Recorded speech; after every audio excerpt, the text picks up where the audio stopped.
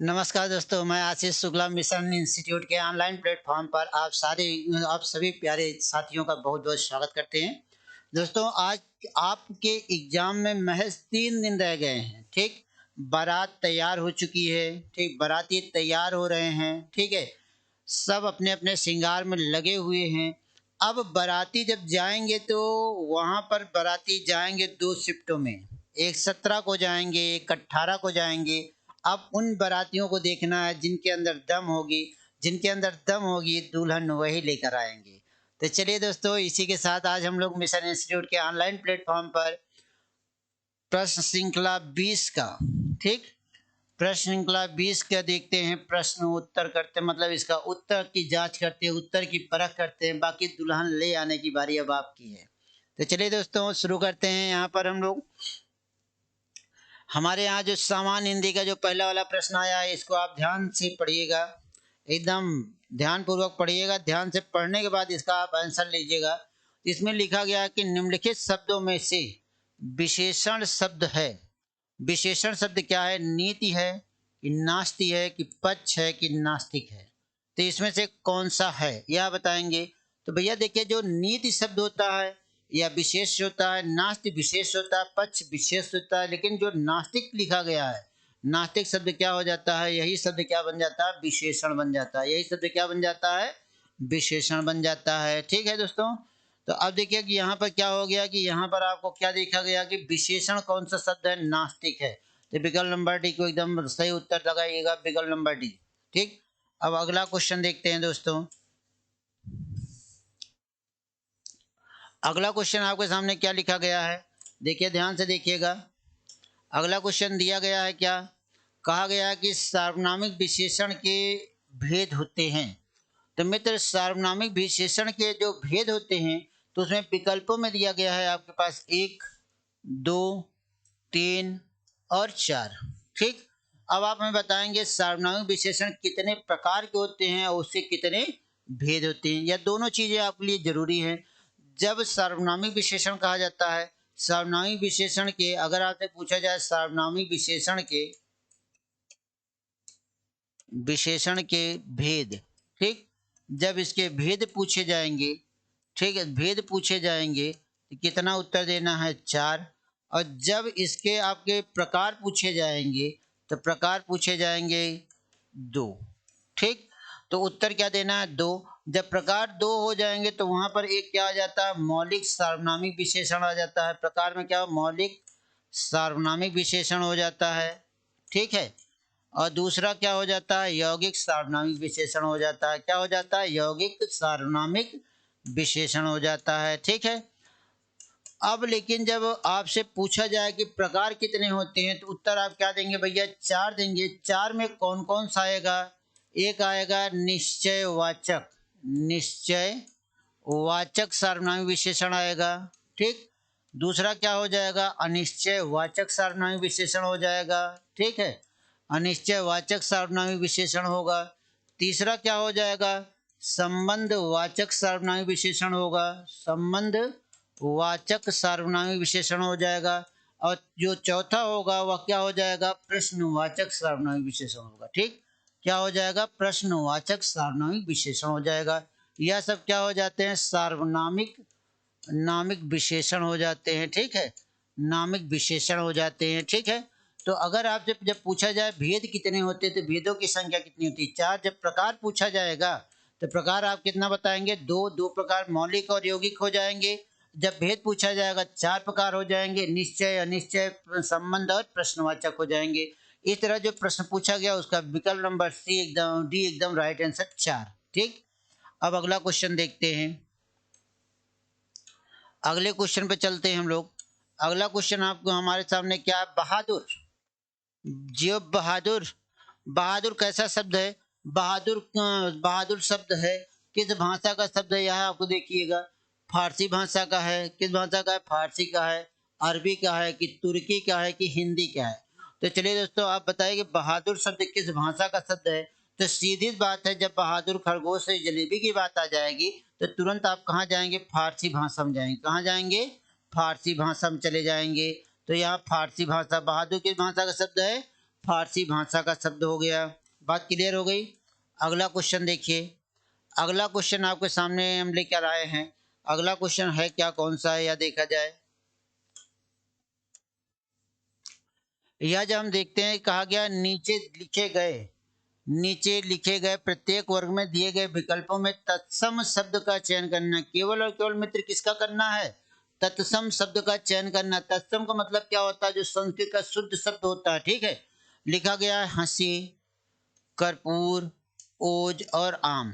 ठीक, तो ये चारों विकल्पों में तत्सम कौन सा शब्द हो जाएगा, ओज। हंसी नहीं होगी। कपूर का बहुत फेमस है, जिसे क्या कहा जाता है, कर्पूर कहा जाता है। ठीक, आम का क्या हो जाता है, आम्र हो जाता है। ठीक, यह सब फेमस है। लेकिन ओज क्या है, इसमें से कौन सा तत्सम शब्द है। ठीक, दूसरा देखिए, दूसरा 45 नंबर में दिया गया खेत, नैहर, निर्मम और कुछ। तो मित्र यहाँ पर कौन सा हो जाएगा, निर्मम हो जाएगा। खेत का क्या हो जाता है, क्षेत्र हो जाता है। ठीक, नैहर देख लीजिएगा, कुछ सर्वनाम शब्द होते हैं। ठीक है, तो ये इस तरह से क्या हो गया कि 45 नंबर का कौन सा सही हो गया, सी। 44 का सी, 45 का सी सही हो गया। ठीक, अब उसके बाद क्वेश्चन नंबर 46 देखते हैं हम लोग। क्वेश्चन नंबर जब 46 देखते हैं, 46 में क्या मिलता है आपको, 46 में मिल रहा है कि निम्नलिखित में अशुद्ध भाग का चयन कीजिए। निम्नलिखित में अशुद्ध भाग का चयन कीजिए। कहा गया चाहे जैसे हो तुम्हें वहां जाना है, चाहे जैसे भी हो तुम्हें वहां जाना है, चाहे जैसे हो तुमको वहां जाना है, चाहे जैसे भी हो तुमको वहां जाना है। यह चार विकल्प आपके सामने दिए गए हैं। इन चारों विकल्पों में से कौन सा सही हो जाएगा मित्र, चलिए बताइए कि इसमें से कौन सा शुद्ध हो जाएगा। शुद्ध वाले वाक्य का आपको चयन करना है। ठीक, अशुद्ध वाले वाक्य का जब आप चयन करते हैं तो इसमें आप देखिए कि इसमें से कौन सा शुद्ध हो जाएगा। बताइए, फटाफट बताइएगा, उत्तर दीजिएगा कौन सा हो जाएगा। ठीक, अब देखिए यहाँ पर चाहे जैसे हो तुम्हें वहां जाना है, चाहे जैसे भी हो तुम्हें कहाँ वहां जाना है। ठीक, चाहे जैसे हो तुमको वहां जाना है, यहाँ तुमको गलत हो गया है। ठीक, यहाँ भी लगने की जरूरत ही नहीं है, यहाँ भी लगाने की जरूरत नहीं है। तो विकल्प नंबर क्या हुआ, ए वाला एकदम सही उत्तर हो गया। ठीक, चाहे जैसे भी हो तुम्हें वहां जाना ही है, तो विकल्प नंबर एकदम राइट आंसर हो गया। ठीक, क्या हो गया, एकदम सही उत्तर हो गया। क्लियर है, क्योंकि चाहे जैसे हो तुम्हें वहां जाना है, यहाँ विराम अल्प विराम का भी सही प्रयोग किया गया है, और तुम्हें शब्द का सही प्रयोग किया गया, वहां जाना है या शब्द का प्रयोग किया गया। ठीक है, तो यहाँ विकल्प नंबर एकदम राइट आंसर हो गया। बात क्लियर हो गई। आगे चले हम लोग, अगला क्वेश्चन देखते हैं हम लोग। अगला क्वेश्चन देखते हैं, अगला क्वेश्चन क्या हो जाता है। अगले क्वेश्चन के लिए अगर हम देखते हैं तो अगला क्वेश्चन हमारे सामने क्या आ जाता है, या देखिएगा। लिखा गया है कि शुद्ध वर्तनी का सब वर्तनी का चयन करें। शुद्ध वर्तनी का चयन करें तो लिखा गया है, क्या लिखा गया है, लहू लुहान। क्या लिखा गया है, लहू लुहान, लहू लुहान। ठीक, लहू लुहान। ठीक, लहू लुहान। ठीक, अब यहाँ पे आप बताएंगे कौन सा शब्द शुद्ध हो जाएगा। तो चलिए मैं तो फटाफट आप बताइएगा इसमें से कौन सा शब्द सही हो जाएगा। अब देखिए, लहू होता है, लुहान होता है। ठीक है, लहू होता है और क्या हो जाता है, लुहान हो जाता है। तो यहाँ तो सही लिखा गया, यह मात्रा गलत होने की वजह से यह विकल्प गलत हो गया। अब यहाँ पर क्या हो गया, यहाँ छोटी मात्रा हो गई, लहू ही गलत लिखा गया, यहाँ दोनों गलत लिखे गए हैं। ठीक, तो इसमें विकल्प नंबर डी एकदम सही हो जाएगा, क्योंकि लहू ऐसे लिखा जाता है। ठीक, और उसके बाद लुहान, लुहान ऐसे लिखा जाता है छोटे ऊ की मात्रा के साथ। दोनों को मिला देंगे तो लहू लुहान हो जाएगा। तो विकल्प नंबर डी एकदम सही उत्तर हो गया। ठीक है, अगला क्वेश्चन देखते हैं। अगला क्वेश्चन क्या दिया गया है, कहा गया निम्नलिखित में, कहा गया निम्नलिखित नीचे दिए गए विकल्पों में पर्यायवाची शब्द का शब्द चुने। अंजन, अंजन का पर्यायवाची शब्द क्या, गुलाब होता है, पद्य होता है, ब्रह्मा होता है, काजल होता है। अंजन मतलब क्या हो जाता है भैया, काजल हो जाता है। पर्यायवाची क्या हो जाएगा, काजल। गुलाब होगा नहीं, पद्य होगा नहीं, ब्रह्मा होगा नहीं। ठीक है, तो विकल्प नंबर डी एकदम राइट आंसर, काजल। अंजन का अर्थ क्या होता है, काजल। और उसके बाद देखिए एक 49 नंबर दिया गया है। क्या दिया गया है, 49 नंबर दिया गया है। 49 नंबर में अगर आप देख रहे हैं तो यहाँ पे लिखा गया मृगांग। क्या लिखा गया, मृगांग लिखा गया। मृगांग का पर्यायवाची देखना है। लोचन होता है, मृग होता है, सुधाकर होता है, कलोल होता है। ठीक है, चलिए बताइए, फटाफट उत्तर दीजिएगा आप लोग। मृगांक का पर्यायवाची शब्द क्या हो जाएगा? देखिए पहली बात यह जानिए, मृगांक का अर्थ क्या होता है, किसका पर्यायवाची शब्द है? तो भैया यह किसका है? चंद्रमा का पर्यायवाची शब्द है। किसका है? चंद्रमा का। इसमें क्या हो जाएगा? सुधाकर। क्या हो जाएगा? सुधाकर। लोचन नयन होता, मृग मतलब हिरण होता, कलोल मतलब कबूतर होता। ठीक है, तो अब यहाँ मृगांक का पर्यायवाची क्या हो जाएगा? सुधाकर हो जाएगा।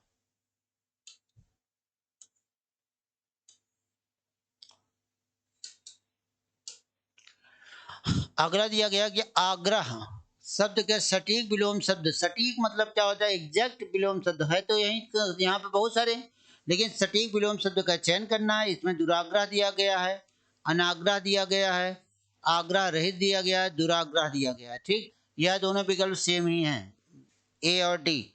तो आप इसमें बताएंगे इसमें से कौन सा सही हो जाएगा। ठीक, अब इसमें देखिए कि भैया इसमें आप सबसे पहले यह देखिए कि यहाँ यह वाला विकल्प भी, यह वाला विकल्प सही है, तो यह भी सही है और यह भी सही है। ए और डी में, ए और डी में, ए और डी में कोई अगर आप चुने हैं, कोई आप चुने हैं, तो वह क्या हो जाएगा? वही सही माना जाएगा, वही सही माना जाएगा। ठीक है, तो मतलब यह वाला भी सही है और यह वाला सही है, यह गलत है, यह भी गलत है। आग्रह क्या हो जाएगा? दुराग्रह हो जाएगा। दुराग्रह यहाँ, दुराग्रह यहाँ। ठीक, दो दो विकल्प है, दोनों में से कोई एक सही कर लीजिएगा। अब देखिए भैया, स्त्री पुरुष की जोड़ी की बात कर दिया है, तो वो खतरनाक काम कर दिया है। ठीक है, स्त्री पुरुष का जोड़ा क्या हो गया? स्त्री पुरुष का जोड़ा क्या कहलाएगा? ठीक, पति पत्नी कहलाएगा, युग्म कहलाएगा, युगल कहलाएगा, दाम्पत्य कहलाएगा। ठीक है, स्त्री और पुरुष का जब जोड़े की बात होगी, ठीक, स्त्री और पुरुष के जोड़े की बात हो रही है। ठीक है, तो जब स्त्री और पुरुष के जोड़े की बात हो जाएगी भैया, तो वह क्या हो जाएगा? पति पत्नी हो जाएगा। क्या हो जाएगा? पति पत्नी हो जाएगा। और जब पति पत्नी का जोड़ा पाया जाए, पति और पत्नी का जोड़ा पाया जाए, तो वहां पे क्या हो जाता है? दाम्पत्य हो जाता है। ठीक है, युगल का मतलब जब लड़का और लड़की जुड़ जाते हैं, लड़का और लड़की आ जाते हैं, लड़का और लड़की आ जाते हैं, या इन्हीं को आप प्रेमी और प्रेमिका कह देते हैं, प्रेमी और प्रेमिका कह देते हैं, प्रेमिका कह देते हैं, तो वहां पे क्या हो जाता है? वह युगल जोड़े में आ जाते हैं, युगल जोड़ा। ठीक, एकदम नया नव युगल है। ठीक है, जब युग्म मतलब क्या हो जाता है? युग्म का अर्थ क्या हो जाता है? जोड़ा। इसमें किसी को आप रख दीजिए, कोनो जरूरी नहीं कि लड़का लड़की रखे, और कोनो भी चीज रख सकते हैं। ठीक है, तो यहाँ पे क्या, स्त्री और पुरुष के जोड़े को क्या कहा जाएगा? पति और पत्नी कहा जाएगा। विकल्प नंबर एकदम राइट आंसर हो गया। ठीक है, पति और पत्नी हो गया। बात क्लियर हो गई? अब इसके बाद फिर अगले क्वेश्चन पे चलते हैं। अगला क्वेश्चन जो आपसे कह रहा है क्या कह रहा है आपसे? कह रहा है कि निम्न किस क्रम में पश्च स्वर है? ठीक, पश्च स्वर है, कौन सा स्वर पश्च स्वर है? बड़ी ई है, ऊ है, ए है या ऐ है। ठीक, अब आप देखिए कि जब पश्च स्वर की बात होती है, तो पश्च स्वर में कौन चला जाएगा भैया? ऊ चला जाएगा। अब आपको हमने ऐसे डायरेक्टली क्यों बताया, ध्यान से सुनिएगा। जीव की क्रियाशीलता पर, जीव की क्रियाशीलता पर, क्रियाशीलता पर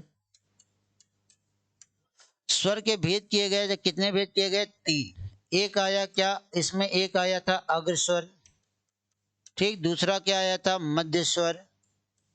ठीक, क्या आया था? मध्य स्वर। तीसरा क्या आया था? पश्च स्वर आए थे। ठीक, अग्रस्वर मतलब क्या हो जाता है? जिसमें जीव का आगे वाला भाग क्रियाशील होता है, उसे हम कहते हैं अग्रस्वर कहते हैं।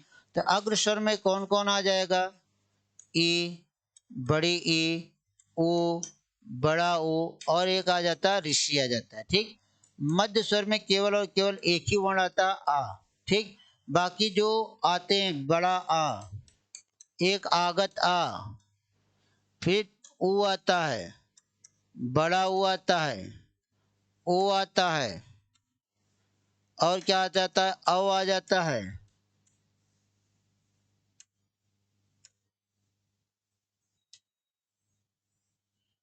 क्या आ जाता है? औ आ जाता है। यहाँ ई आ जाएगा, ए और ए आ जाएगा, गलती से लिख उठा था। ठीक है, अब इस तरह से आप देख लीजिए कौन सा पश्च स्वर गया। पश्च स्वर में कौन गया? ऊ और ऊ गया, तो यह हो जाएगा। बाकी यह वर्ण और यह वर्ण, यह सब क्या हो जाते हैं? यह सब क्या बन जाते हैं? अग्र स्वर बन जाते हैं, अग्र स्वर बन जाते हैं। ठीक, यह सब क्या बन जाते हैं मित्र, अग्र अग्र स्वर बन जाते हैं। बात क्लियर है, यह सब अग्र स्वर हो जाते हैं, बाकी सब पश्च स्वर में चले जाते हैं। बात क्लियर हो गई यहाँ तक अग्र स्वर, मध्य स्वर, पश्च स्वर की। अब अगला देखते हैं। अगला आपसे क्या कहा गया है, कहा गया छत्रंज्ञा है, क्या है, मूल स्वर है, क्या है, मूल स्वर है, अनुस्वार है, संयुक्त स्वर है, संयुक्त व्यंजन है। जब आपसे छत्रंज्ञा और स्वर की बात कही जाती है तो मित्र यह ध्यान रखिए, तुरंत इसको आप क्या बताएंगे, संयुक्त स्वर बताएंगे, क्योंकि का और सा के संयोग से क्या बनता है, सा के संयोग से क्या बन जाता है, छा बन जाता है। ठीक, उसके बाद फिर ता और रा के संयोग से क्या बनता है, ता और रा के संयोग से क्या बन जाता है, ता बन जाता है। ठीक, जा और इया के संयोग से क्या बन जाता है, ज्ञा बन जाता है। ठीक, क्लियर है। अब इसमें क्या हो जाता है, इसमें देखेंगे एक स्वर रहित है, एक क्या है, स्वर रहित, एक स्वर रहित व्यंजन आया है, और एक क्या आया, स्वर सहित व्यंजन आया है। ठीक, स्वर सहित व्यंजन आया, दोनों मिला दिए तो क्या बन गया, संयुक्त व्यंजन का निर्माण कर दिया गया। क्या किया गया, संयुक्त व्यंजन का निर्माण कर दिया गया। ठीक, अब इसको आप देख लीजिएगा, छत्रंज्ञा, इसमें एक और वर्ण आ जाता है स्रा, क्या आ जाता है, स्रा आ जाता है। ठीक, यह वर्ण आ जाता है, यह कुल मिलाकर संयुक्त व्यंजन की संख्या कितनी हो जाती है, 4। लेकिन यहाँ छत्रंज्ञा के पूछा गया तो वह क्या है, संयुक्त व्यंजन है। संयुक्त स्वर में क्या क्या आ जाते हैं मित्र, ए आता है, आ जाता है, ओ आ जाता है, और क्या आ जाता है, अव आ जाता है। ठीक है, मूल स्वर में क्या क्या आ जाते हैं, छोटा, छोटी, छोटा ओ और री आ जाते हैं। ठीक, हिंदी में अनुस्वार मतलब क्या हो जाता है, जो यहाँ पर यह बिंदी रखा जाता है, यह अनुस्वार बन जाता है। ठीक है, अब हमने आपको चारों की व्याख्या दे दिया, आप इसको देख लीजिएगा अपने हिसाब से।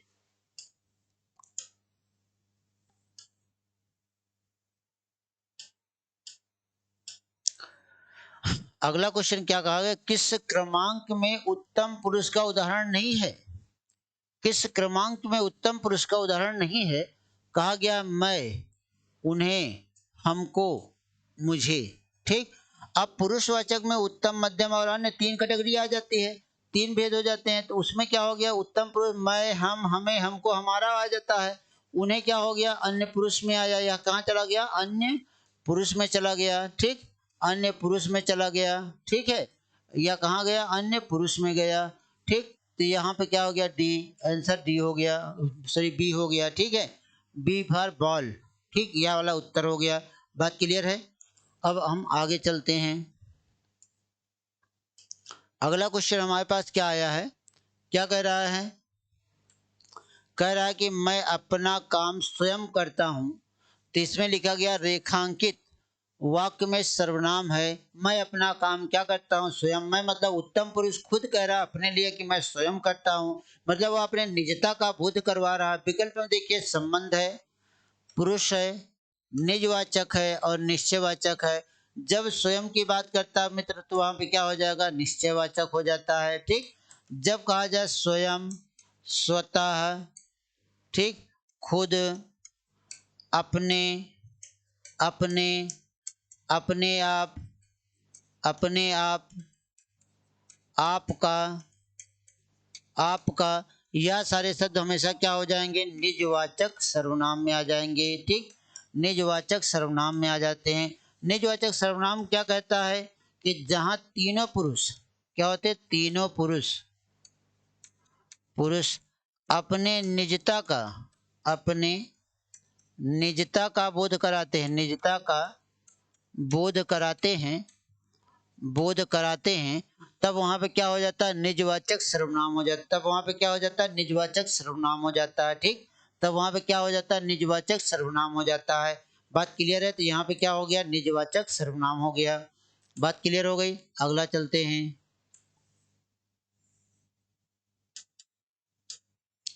लिखा गया क्वेश्चन नंबर 56 में क्या कहा गया, किस क्रम में कर्ता कारक नहीं है। कहा गया हमने चिड़ियाघर में पंछी देखे, गरीब के निमित्त वस्त्र दान करो, मोहन ने सांप को लाठी से मारा। ठीक, सीता ने हमको कलम, सीता ने कलम रखी। तो अब आपसे इसमें प्रश्न क्या किया गया मित्र, यहाँ पे क्या कहा गया है, कहा गया किस क्रम में कर्ता कारक नहीं है, तो कर्ता कारक हमने क्या देखा, चिड़ियाघर में हम कर्ता कारक हो गए, ठीक, क्या हो गए, कर्ता कारक हो गए। गरीब के निमित्त वस्त्र दान करने की बात आई, मोहन ने शाम को लाठी से मारा, तो इसमें भी कर्ता कारक की बात हो गई। कर्ता कारक नहीं है की बात पूछा है, तो इसमें कर्ता कारक नहीं है, तो भैया कहाँ नहीं है, यहाँ पर नहीं है। गरीब को गरीब के निमित्त वस्त्र दान करो, इसमें कौन सा कारक हो जाता है, संप्रदान कारक हो जाएगा, ठीक, संप्रदान कारक हो जाएगा, ठीक है, क्या हो जाएगा, संप्रदान कारक हो जाएगा, क्या हो जाएगा, संप्रदान कारक हो जाएगा, ठीक है, क्लियर है। बाकी और सब में कर्ता कारक का प्रयोग है, ठीक, इसमें भी मोहन ने आया है, ठीक, सीता ने आया है, ठीक, हमने आया है, यह सब क्या हो जाते हैं, सब कर्ता कारक के साथ आते हैं। अगला क्वेश्चन देखते हैं। क्वेश्चन नंबर 57 आपसे क्या कह रहा है, क्वेश्चन नंबर 57 कह रहा है किस क्रम में प्रेरणार्थक क्रिया है। तो प्रेरणार्थक क्रिया क्या है, बुलवाना बुलवाना, चढ़ाना चलवाना, हंसाना हंसता हंसाना हंसवाना, यह सारे शब्द क्या हो जाते हैं, प्रेरणार्थक क्रिया के उदाहरण हो जाते हैं। तो आप इसमें यह बताएंगे किस क्रम में प्रेरणार्थक क्रिया है। तो यहाँ देखिए सचिन क्रिकेट खेल रहा है, बिजली चमक रही है, ठीक, बिजली क्या हो रही, चमक रही है, ठीक। रमेश ने सूरज को बुलवाया, संजय व्यवसाय करता है, यह भी नहीं होगा, यह भी नहीं होगा, यह भी नहीं होगा, बचा क्या, यह बुलवाया। बुलवाया शब्द क्या हो, बुलवाया, पढ़वाया, लिखवाया, हंसवाया, उठवाया, ठीक, रुलवाया, यह सारे शब्द क्या हो जाते हैं, हमेशा प्रेरणार्थक क्रिया में ही जाते हैं। तो यहाँ बुलवाया है, भगाए, तो यह क्या हो गया, कौन सी क्रिया हो गई, प्रेरणार्थक क्रिया हो गई। तो विकल्प नंबर सी एकदम राइट आंसर हो गया।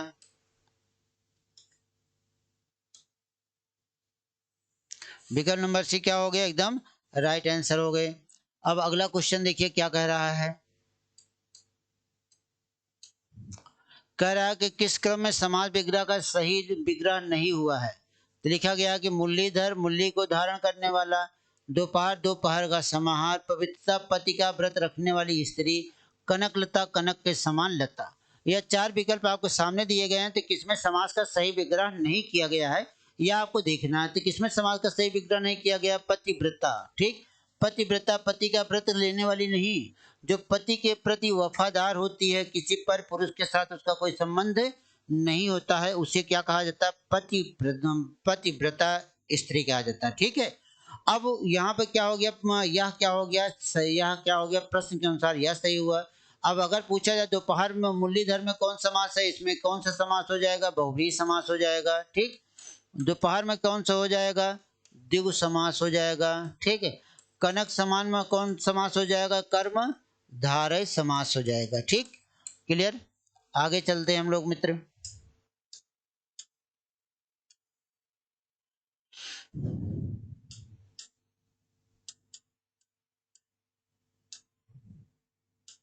अब अगला क्वेश्चन देखिए, कौन सा क्रम उचित होता है, उचित प्रतीत होता है, परम धंतु परंतु, वाग्मय धनमय वाग्मय, ठीक, सट धनमुख सटमुख, सद धन वेग सदवेग। तो मित्र यहाँ पे कौन सा शब्द मतलब कि सही उचित प्रतीत होता है, परम धंतु, ठीक, बस परम के साथ हलंत लगा दीजिएगा, परंतु बन जाएगा। जैसे लिखा जाए परम, परम धंतु, क्या हो गया, तो क्या हो गया, परंतु। अब देखिए माँ अनुस्वार के साथ परिवर्तन कर लिया, इसमें कौन सी संधि हो जाएगी, हमेशा ध्यान रखिए कौन सी संधि हो जाएगी, व्यंजन संधि। अब अगर आपसे पूछा जाए इसका काहे गलत है, टा का परिवर्तन अणा के साथ हो जाता है, ठीक, किसके साथ होगा, अणा के साथ, तब यह जो षडमुख लिखा गया है इसे इस तरह लिखा जाएगा, ठीक है। अब जैसे अंगा है, इसका परिवर्तन किसके साथ होगा, इसका परिवर्तन का के साथ, तो यहाँ पे क्या लिखा जाएगा, वाक धन मैं लिखा जाएगा, क्या लिखा जाएगा, मैं लिखा जाएगा। तो यहाँ पर शब्द क्या बन जाता है, वाग्य मैं बन जाता है, ठीक, क्लियर है। सत धन वेग होता है, क्या हो जाता है, सत धन वेग हो जाता है, तो क्या बन जाएगा, सदवेग बन जाएगा, ठीक, क्या बन जाएगा, सदवेग बन जाएगा, यह सही होगा। बाकी अगर देखा जाए तो विकल्प प्रश्न के अनुसार यह वाला विकल्प एकदम सही उत्तर है, ए वाला। ठीक, बाकी सबका हमने व्याख्या रूप आपको दे दिया है।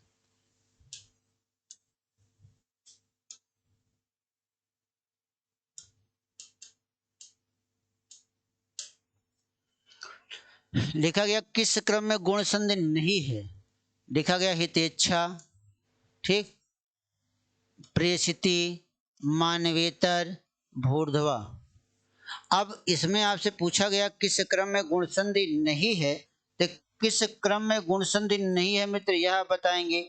किस क्रम में गुण संधि नहीं है आप हमें यह जरा बताएंगे। हित धन इच्छा हो जाता है, ठीक, हित धन इच्छा हो जाता है, हित इच्छा हो जाता है, एक ही मात्रा लगी है, गुण संधि हो गया। ठीक, प्रेषति में प्रे धन स्थिति हो जाता है, क्या हो जाता है, प्रे धन स्थिति लिखा जाता है, क्या लिखा जाता है, स्थिति लिखा जाता है। ठीक है, क्या लिखा जाता है, स्थिति लिखा जाता है, तो प्रेषिति हो जाता है। ठीक, मानवधन इवतर हो जाता है, तो मानवेतर हो जाता है। ठीक है, भूधन ऊर्ध्वा बराबर क्या हो जाएगा, भूधन ऊर्ध्व, तो क्या हो जाएगा, भूर्ध हो जाएगा। तो इसमें कौन सी संधि हो गई, यही नहीं है, इसमें कौन सी संधि हो जाती है, दीर्घ संधि हो जाती है मित्र। कौन सी संधि होती है, दीर्घ संधि हो जाती है। ठीक है, कौन सी संधि हो जाती है, दीर्घ संधि हो जाती है। तो इसमें डी वाला विकल्प सही उत्तर हो गया। बात क्लियर है। अब इसके बाद फिर हम आगे चलते हैं।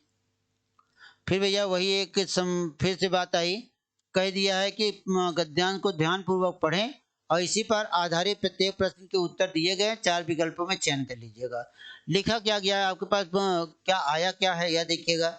इसमें आया क्या है कि वैज्ञानिक प्रयोग की सफलता ने मनुष्य की बुद्धि का अपूर्व विकास कर दिया है।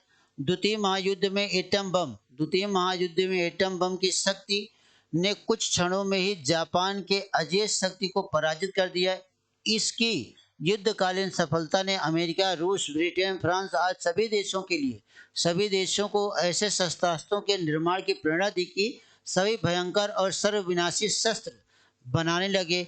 अब सेना को पराजित करने और शत्रु देश पर पैदल सेना द्वारा आक्रमण करने के लिए शस्त्र निर्माण के स्थान पर देश का विनाश करने की दिशा में शस्त्रास्त्र बनाने लगे। ठीक, इन हथियारों का प्रयोग होने पर शत्रु देशों के अधिकार, जनता और संपत्ति थोड़े समय में ही नष्ट की जा सकेगी। चूंकि ऐसे हथियार प्रायः सभी स्वतंत्र देशों के पास कुछ न कुछ आ ही गए हैं। ठीक है, अतः युद्ध की स्थिति में उनका प्रयोग भी अनिवार्य हो जाएगा। अतः दुनिया का सर्वनाश या अधिकांश नाश हो जाएगा। इसलिए निशस्त्रीकरण की योजना बन रही है। शस्त्रास्त्रों के निर्माण में जो दिशा अपनाई गई उसी के अनुसार आज इतने उन्नत शस्त्रास्त्र बन गए हैं जिनके प्रयोग से व्यापक विनाश आसन्न दिखाई पड़ता है। ठीक है, अब भी परीक्षणों की रोकथाम तथा बने शास्त्रों के प्रयोग रोकने के मार्ग खोजे जा रहे हैं। इन प्रयासों के मूल में एक भयंकर आतंक और विश्व विनाश का भय कार्य कर रहा है। ठीक है,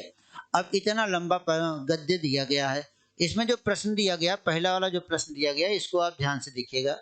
लिखा गया कि इस गद्यांश का मूल कथन क्या है। ठीक है, इस गद्यांश का मूल कथन क्या है, तो मूल कथन में आतंक और सर्वनाश दिया गया है, विश्व और शस्त्रास्त्रों की होड़ दिया गया है, द्वितीय विश्व युद्ध के विभीषिका दिया गया है, निशस्त्रीकरण और विश्व शांति की बात कही गई है। ठीक, इसमें क्या कहा गया, इस कथन का इसका मूल जो उद्देश्य रहा, यह कहा गया विश्व शांति के लिए कहा गया कि जो बम फोड़ा गया था जापान में, जिससे एक भयंकर त्रासदी हुई थी, उसी के अनुसार पे सारे देशों ने इतना भयानक भयानक हथियार बनाना शुरू कर दिए जिसे चंद मिनटों के अंदर किसी भी देश को तबाह किया जा सकता है। ठीक है, तो इसमें विकल्प नंबर क्या हो गया भैया, डी वाला, निशस्त्रीकरण और विश्व शांति के लिए आग्रह किया गया है। तो विकल्प नंबर डी एकदम राइट आंसर हो गया। ठीक है, अगला क्वेश्चन देखिएगा। अगला क्वेश्चन आपके सामने जो दिया गया उसमें क्या कहा गया है, क्या कहा, भयंकर भयंकर विनाशकारी आधुनिक शस्त्रास्त्रों को बनाने की प्रेरणा किसने दी, अमेरिका ने, जापान के विनाश ने, अमेरिका की विजय ने, अंतरराष्ट्रीय स्पर्धा ने। तो चलिए फटाफट आप उत्तर दीजिए, ये तो सीधा सीधा उत्तर है। ठीक, भयंकर जो विनाश की बात हुई थी, तो ध्यान दीजिएगा कि कहा गया कि कहा यहाँ पे देखिए, कुछ ही क्षणों में द्वितीय महायुद्ध में एटम बम की शक्ति कुछ ही क्षणों में जापान के अजेय शक्ति को पराजित कर दिया। इसी युद्धकालीन सफलता ने अमेरिका, रूस, आज फ्रांस देशों ने सभी ऐसे शस्त्रास्त्रों का निर्माण निर्माण की प्रेरणा दी। ठीक, तो इसमें देखिए कि अमेरिका की विजय ने या जापान के विनाश ने, तो आप देखिए कि इसका आप फटाफट उत्तर दीजिएगा, इसका क्या हो जाएगा उत्तर? अमेरिका की विजय ने दिया था। ठीक, अमेरिका ने हिसाब बम फोड़ा था ना उसके ऊपर, तो वह क्या हो गया? अमेरिका की विजय ने। ठीक, क्या हो गया? अमेरिका की विजय ने दिया था। ठीक है, तो 62 नंबर का सी वाला सही हो गया। 62 नंबर का सी विकल्प एकदम राइट विकल्प।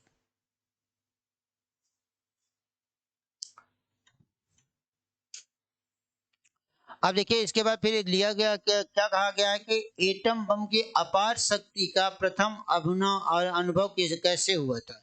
जापान में हुई भयंकर विनाशलीला, अमेरिका की विजय, जापान की अजय शक्तियों का पराजय, अमेरिका रूस ब्रिटेन की प्रतिस्पर्धा। तो आप चलिए बताइए कि इसमें कौन सा सही हो जाता है? अब देखिए एटम बम अपार शक्ति का प्रथम अनुभव कैसे हुआ था? जापान की अजय शक्ति का पराजय होना। ठीक है, अजय शक्ति का क्या होना? पराजय होना। अगर यह ना हुआ होता जापान विजयी रहता। ठीक, तो विकल्प नंबर सी एकदम सही उत्तर है, जापान की अजय शक्ति का पराजय से। ठीक है, अगला क्वेश्चन देखा जाता है। अगला क्वेश्चन आपसे क्या कह रहा है? क्या कह रहा है कि बड़े बड़े देशों में देश विनाशकारी शस्त्रास्त्र क्यों बना रहे थे? अपनी सेनाओं में कटौती के लिए, अपने संसाधनों के प्रयोग के उद्देश्य से, अपना सामरिक व्यापार बढ़ाने के उद्देश्य से, पारस्परिक भय से। ठीक है, तो चलिए आप इसको बताइए कि इसमें क्या हुआ था। इसमें क्या हुआ था? जैसे कि इसमें जो हुआ था कि अपनी सेनाओं में कटौती, अपने संसाधनों के प्रयोग के उद्देश्य से, यह गलत हो गया। अब अपने सामरिक व्यापार बढ़ाने के लिए नहीं, पारस्परिक भय से नहीं, अपनी सेनाओं में कुछ कटौती हो जाएगी। जैसे उनके पास जब अधिक से अधिक हथियार रहेंगे, सेनाएं कम रहेंगी, तो आधुनिक हथियार जहां एक गोली एक आदमी मारता था, 10 लोग मिलकर 10 गोली मारते थे। अब वही एक 10 गोली मारने के लिए केवल एक ही आदमी काफी है। 100 गोली मारने के लिए एक गोला फेंकने के लिए एक ही है, जहाँ पे हजारों करोड़ों लोग एक साथ मर सकते हैं। तो यहाँ पे क्या हो जाएगा? ए वाला विकल्प एकदम सही उत्तर होगा। ठीक, अगला क्वेश्चन देखते हैं।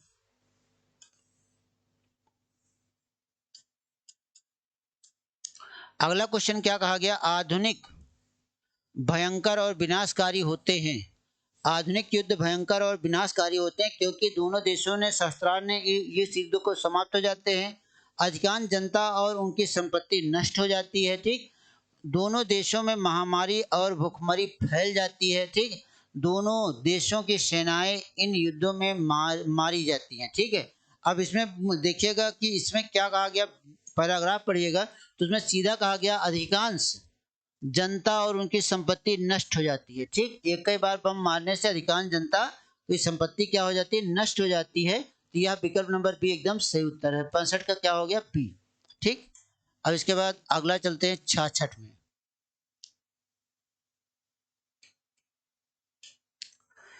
लिखा गया किस भाषा के लिए सन 1995 में साहित्यकार एम.टी. वासुदेव नायर को ज्ञानपीठ पुरस्कार दिया गया था मित्र? ये सन 1955 में एम.टी. वासुदेव नायर को ज्ञानपीठ पुरस्कार दिया गया था। ठीक है, और कब दिया गया था यह भी ध्यान रखिए, सन दिया गया 1995। ठीक, कब दिया गया? 1995। किस भाषा के विद्वान थे यह ध्यान रखिएगा। यह किस भाषा के थे? मलयालम के थे। बाकी कन्नड़ के नहीं थे, उर्दू के नहीं थे, तमिल के नहीं थे, इसके भी नहीं थे, केवल हैं किसके? मलयालम के हैं। तो यहाँ पर क्या हो जाएगा? मलयालम सही हो जाएगा। ठीक, तो 1995 में मलयालम भाषा के लिए उनको क्या मिला था? ज्ञानपीठ पुरस्कार प्राप्त हुआ था। ठीक है, अगला क्वेश्चन देखते हैं।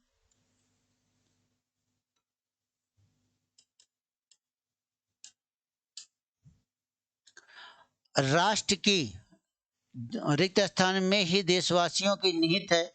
तो अब आप देखिए राष्ट्र की तरह इसमें 4 विकल्प दिया गया, रिक्त स्थान की पूर्ति करना है। राष्ट्र की तरक्की में ही देशवासियों की प्रगति निर्भर करती है, कि राष्ट्र की तरक्की देशवासियों की उन्नति निहित है, राष्ट्र की प्रगति ये और में ही देशवासियों की उन्नति है, और राष्ट्र की उन्नति में प्रगति है। तो इतने से 4 विकल्पों में से एक विकल्प को आपको छांटना है। आप फटाफट छांट के बताइए कि इसमें कौन सा सही सही हो जाएगा। अब देखिए कि कहा जाता है राष्ट्र की प्रगति में ही, राष्ट्र के प्रगति में ही देशवासियों की,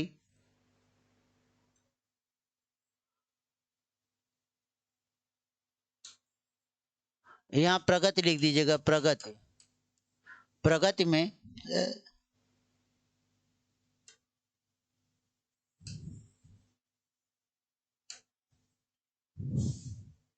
यहाँ लिखिएगा प्रगति,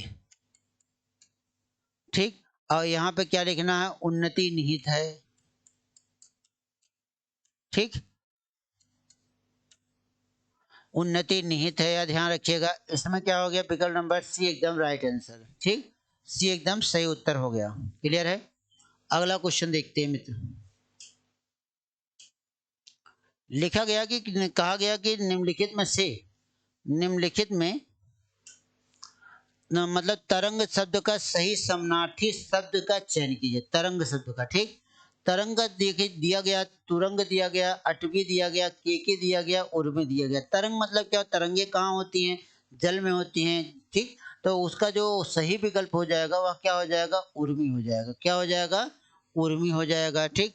तरंग का सही विकल्प क्या हो जाएगा भैया, तो उर्मी हो जाएगा, ठीक। बाकी अटवी का अर्थ क्या होता है, जंगल से लगाया जाता है, ठीक है। अटवी का अर्थ किससे लगाया जाता है, अटवी हो गया, इसका अर्थ किससे लगाया गया, जंगल से लगाया गया, ठीक, या अरण्य से लगाया गया।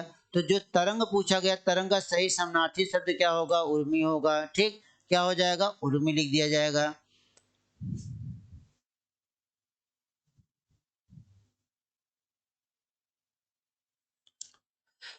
अब लिखा गया निम्नलिखित में कौन सा अर्थालंकार नहीं है, अर्थालंकार नहीं है, तो उसमें लिखा गया विभावना, भ्रांतिमान, श्लेष या विरोधाभास।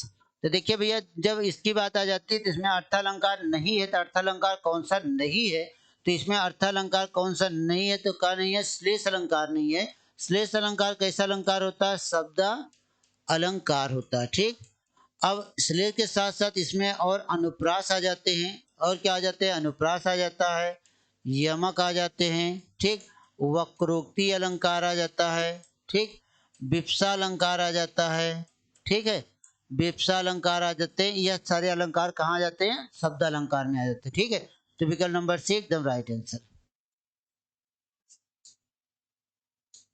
उसके बाद देखिए 70, 70 में कहा गया है कि निम्नलिखित वाक्यों में शुद्ध वाक्य का चयन कीजिए, निम्नलिखित वाक्यों में शुद्ध वाक्य का चयन कीजिए। शुद्ध वाक्य का जब आप चयन करते हैं, चयन करने के लिए क्या होता है, या ध्यान रखिए।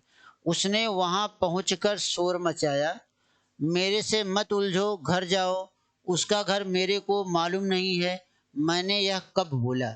यह चार विकल्प आपके सामने दिए गए, इन चारों विकल्पों में से कौन सा शुद्ध है यह बताइए आप, ठीक।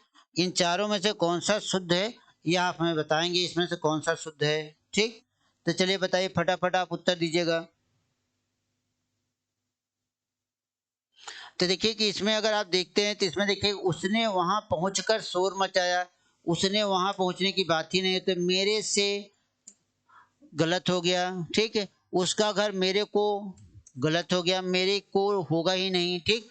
और यहाँ पे आया मैंने यह कब बोला, यह सीधा सीधा क्या हो गया, शुद्ध हो गया, ठीक। यह क्या हो गया, शुद्ध वाक्य हो गया, ठीक है। यह क्या हो गया, शुद्ध वाक्य बन गया। बात क्लियर हो गई, यहाँ तक की बातें क्लियर है, कोई दिक्कत नहीं है। अब हम आगे बढ़ते हैं, ठीक। अगला देखते हैं, अगला क्या हो जाता है आपके यहाँ। अगला जो क्वेश्चन आता है वह क्या हो जाता है, या देखिए अगला क्वेश्चन क्या कहता है। कहा गया कि आनाकानी करना मुहावरे का सही अर्थ क्या होगा, आनाकानी करना मुहावरे का सही अर्थ क्या होगा, ठीक है। तो यहाँ बताइए कि आनाकानी करने का, आनाकानी करने का सही अर्थ क्या हो जाएगा। तो चलिए, आनाकानी करने का मना करना हो जाएगा, बुराई करना होगा, टाल मटोल करना होगा, इधर उधर करना होगा। आनाकानी मतलब क्या हो जाता है, आनाकानी कहे करो मतलब कहे टाल मटोल कर रहे हो भाई, तो इसका सीधा उत्तर हो जाता है, क्या हो जाता है, टाल मटोल करना, ठीक। इधर उधर करना मतलब अलग बात हो जाती है, बुराई करना, निंदा करना, मना करना, ना कर देना, ठीक है। तो इसमें क्या हो जाएगा, डी वाला विकल्प एकदम राइट आंसर हो गया।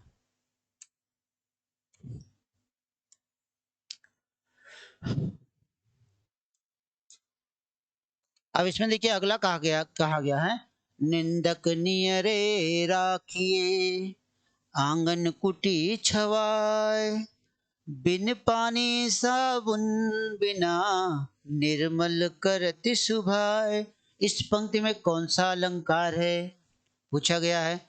कहा गया निंदक नियरे राखिए, आंगन कुटी छवाए, बिन साबुन, ठीक, और पानी बिना, निर्मल करत सुभाए, मतलब कि साबुन नहीं है, पानी नहीं है, लेकिन फिर भी क्या है, पूरे शरीर एकदम निर्मल है, एकदम चमचम चमचम कर रही है भैया। ठीक है, कौन सा अलंकार है, विभावना है, उपमा है, विशेषोक्ति है, या विरोधाभास है।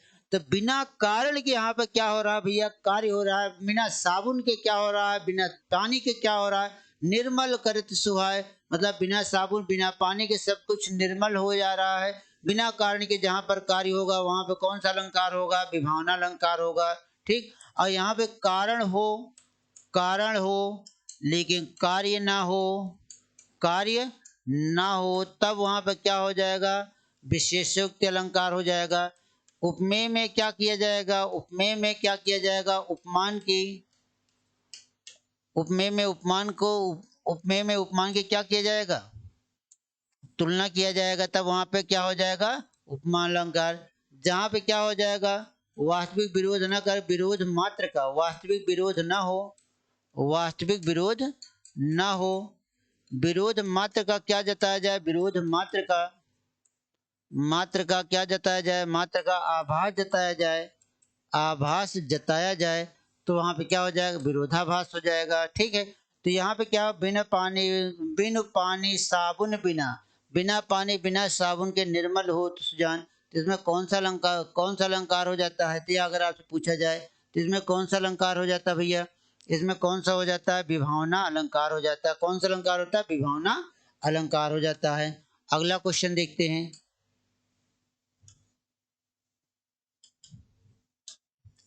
अगला क्वेश्चन क्या दिया गया, भक्ति का प्रसिद्ध रेखा चित्र, मतलब रिक्त स्थान की पूर्ति करना है। ठीक है, क्या कहा गया, भक्ति का प्रसिद्ध रेखा चित्र, भक्ति का जो प्रसिद्ध रेखा चित्र है वह क्या है भैया, तो देखिए कि उस क्या है, इसमें महादेवी वर्मा संस्मरण रेखा चित्र है, सुभद्रा कुमारी चौहान जीवनी है, सुभद्रा कुमारी संस्मरण है, महादेवी वर्मा जीवनी है। अब देखिए कुल मिला के इसमें जब संस्मरण रेखा चित्र की बात आ जाती है तो उसमें सबसे पहले किसकी बात होगी, महादेवी वर्मा की बात होगी। ठीक है, तो इसमें देखिए कि यहाँ जो भक्ति, भक्ति क्या हो गया, महादेवी, महादेवी वर्मा हो गई, क्या हो गई, महादेवी वर्मा हो गई। ठीक, संस्मरण यहाँ पे हो जाएगा, संस्मरण हो जाएगा, तो इसमें क्या हो गया, यहाँ पे कौन सा विकल्प सही हो गया, ए वाला विकल्प सही उत्तर हो गया। ठीक, कौन सा, ए वाला विकल्प एकदम राइट आंसर हो गया। ठीक है, तो विकल्प नंबर एकदम सही उत्तर हो गया।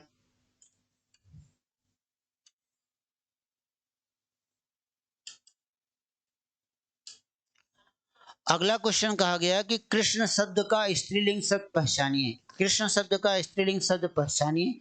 तो यहाँ लिखा गया कृषा, कृष, कृष्ण, कृष्णा। ठीक, अब इसमें देखिए इसमें क्या क्या आया है, इसमें क्या क्या आ गया भैया, इसमें देखिए कि इसमें क्या क्या आया है। तो इसमें कृष्णा, कृष्ण शब्द का स्त्रीलिंग शब्द क्या होता है, तो इसमें आप बताइए, फटाफट बताइएगा हमें। कृष्ण का कृषा नहीं होता, गलत है, कृष्ण नहीं होता, कृष्ण नहीं होता, कृष्ण में बड़ा, जैसे कि यह सारे शब्द पूछा जाएगा ना, इस तरह के जब शब्द पूछे जाएंगे तो उसके साथ आप हमेशा बड़ा लगा देंगे तो हमेशा क्या हो जाएगा, स्त्रीलिंग हो जाएगा। ठीक, जैसे सुत का अर्थ क्या होता है, पुत्र, और सुता कह देते हैं तो पुत्री हो जाता है। ठीक, तने कहा जाता है पुत्र हो जाता है, तनिया कह दिया जाता है तो पुत्री हो जाता है। इसी तरह मतलब बड़ा की मात्रा लगा देंगे तो बड़ा की मात्रा जैसे लगा देंगे स्त्रीलिंग हो जाएगा। ठीक है, इसको ध्यान रखिएगा। अगला जो कहा पूछा गया आपसे प्रश्न, क्या पूछा गया, माटी की मूर्ति किस लेखक की रचना है।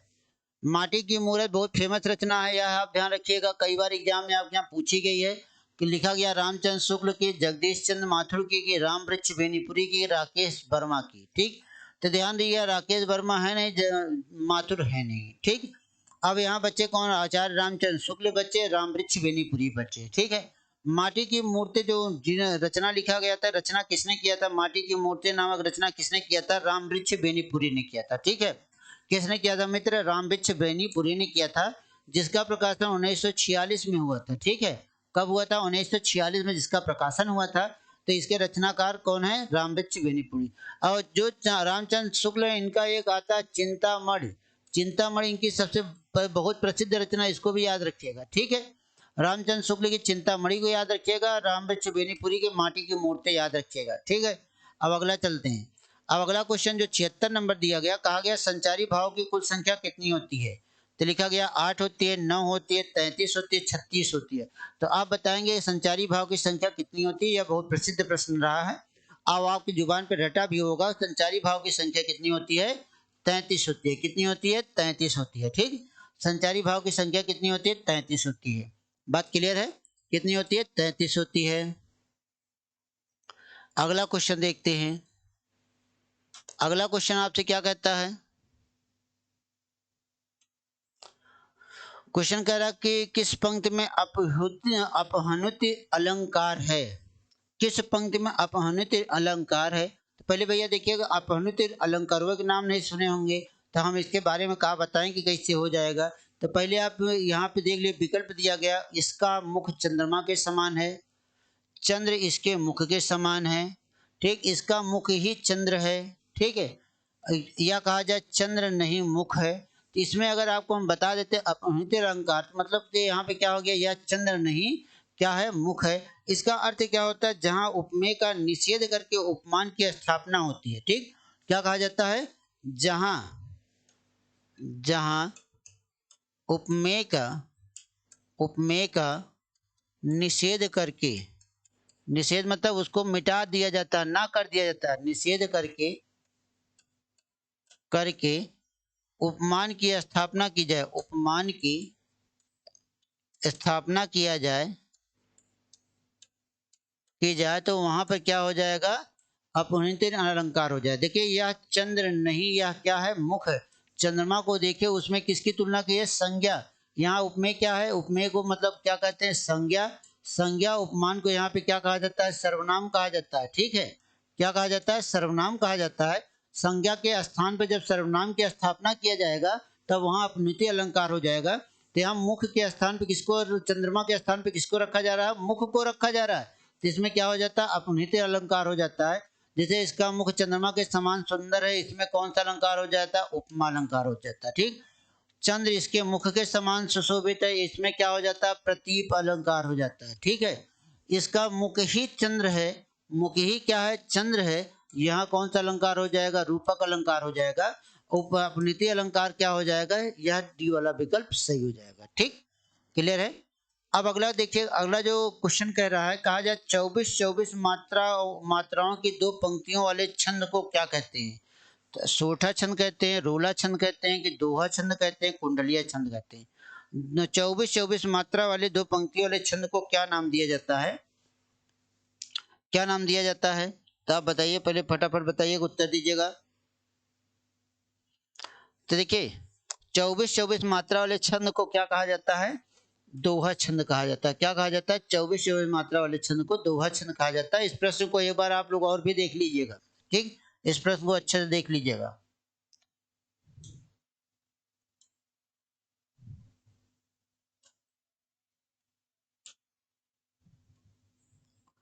इसमें लिखा गया अमृता प्रीतम किस भाषा की साहित्यकार हैं? मित्र ध्यान रखिएगा, अमृता प्रीतम किस भाषा के साहित्यकार है? तो अमृता प्रीतम किस भाषा के साहित्यकार हैं? विकल्प में हिंदी दिया गया, सिंधी दिया गया, पंजाबी दिया गया और उर्दू दिया गया, ठीक है।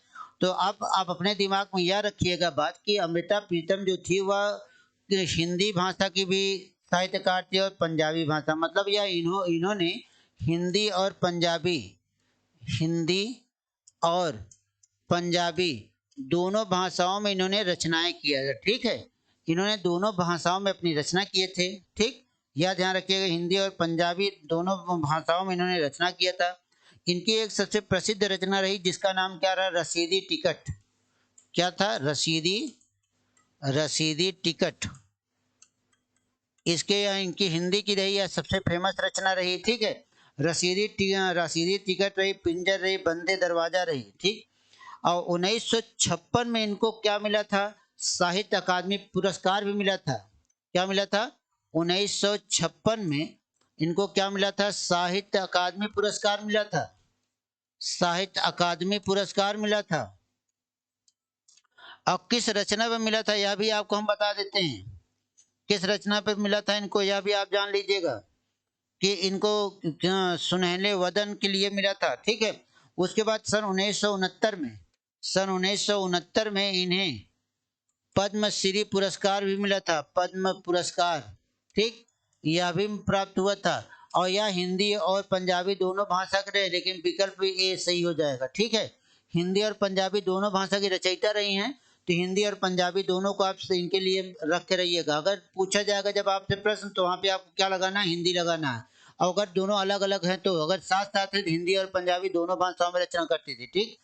उसके बाद देखिए अगला दिया गया है, कहा गया कि आकाशदीप। आकाशदीप कहानी के रचयिता कौन है? रामचंद्र शुक्ल हैं, गिरिजानंद दत्त वाजपेयी हैं, भगवान दास हैं, कि जयशंकर प्रसाद हैं। चलिए आप बताइए कि आकाशदीप के रचनाकार कौन है? आकाशदीप के जब रचनाकार की हम बात करते हैं, आकाशदीप के रचनाकार कौन माने जाते हैं भैया? जयशंकर प्रसाद माने जाते हैं। कौन माने जाते हैं? जयशंकर प्रसाद माने जाते हैं। ठीक। तो विकल्प नंबर डी एकदम राइट आंसर। विकल्प नंबर डी क्या हो गया? एकदम सही उत्तर आपका आया।